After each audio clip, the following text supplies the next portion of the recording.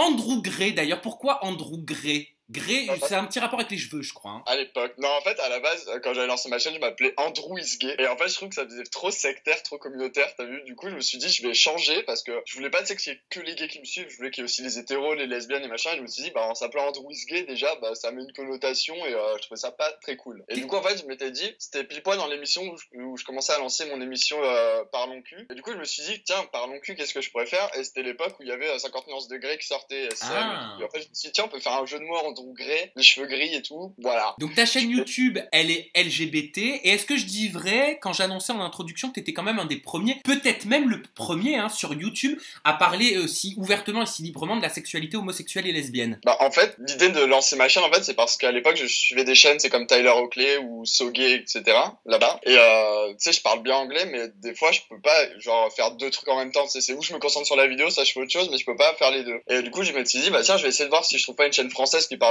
d'actualité LGBT et tout, avec un peu d'humour, comme j'avais à l'époque avec Tyler Oakley et tout. Et il y avait rien. Et du coup, j'ai lancé ma chaîne, parce qu'il y avait rien, justement, en France, et quasiment rien au Québec non plus. Donc, c'est vraiment pour ça que j'ai créé ma chaîne, c'est parce qu'il y a personne qui le faisait, en fait. Donc, oui, forcément, j'étais un des premiers, parce qu'il y avait rien avant. Mais alors elle s'adresse à qui cette chaîne concrètement? Est-ce qu'il faut être homosexuel? Est-ce qu'il faut être lesbienne pour pouvoir s'abonner à ta chaîne et pour pouvoir consommer tes vidéos avec plaisir? Bah écoute, tu sais, j'ai essayé de faire des formats justement pour que ça intéresse tout le monde. Un hétéro qui veut juste essayer de comprendre c'est quoi le milieu LGBT, bah grâce à ma chaîne, il va tout comprendre et il va pas être perdu en fait. Tu vois, il va genre, si t'as envie de t'intéresser à la chaîne, bah tu peux être hétéro, tu peux être lesbienne, tu peux être gay, tu peux être transgenre. Enfin, ça s'adresse vraiment à tout le monde. J'essaie que ce soit ludique.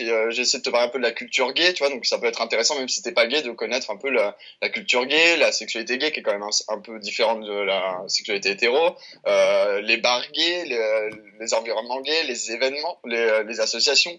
Enfin, le milieu gay est hyper intéressant en fait. Il n'y a pas que le sexe. Il y a vraiment plein de trucs qui font que le milieu LGBT existe. L'histoire du milieu LGBT. Juste. Souvent quand on dit gay, quand on dit lesbien, on pense tout de suite sexe. Bah déjà forcément tu dis deux mecs.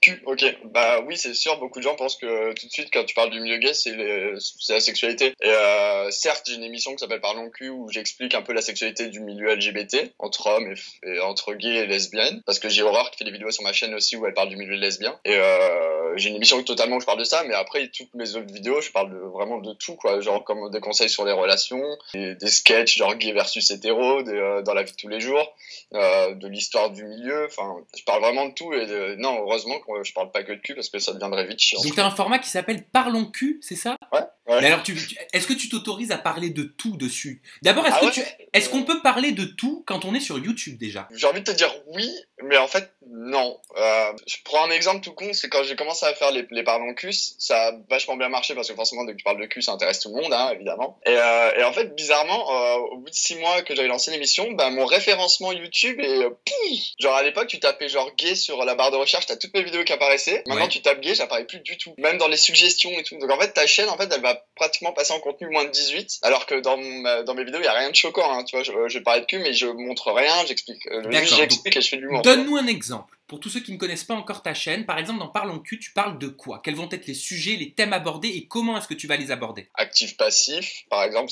actif-passif, c'est quoi? Le milieu fétiche, c'est quoi? Le fist fucking, c'est quoi? Et je vais prendre n'importe quel sujet. Et je vais t'expliquer déjà d'où ça vient, comment ça se pratique, et faire de la prévention dessus, mais toujours avec un côté un peu décalé, un peu humoristique, un peu sarcastique, de manière à ce que les gens ils peuvent tous suivre sans être choqués. Je peux parler vraiment de n'importe quoi de la sexualité, je peux aussi te parler des IST, c'est quoi, mais toujours avec beaucoup d'humour en fait.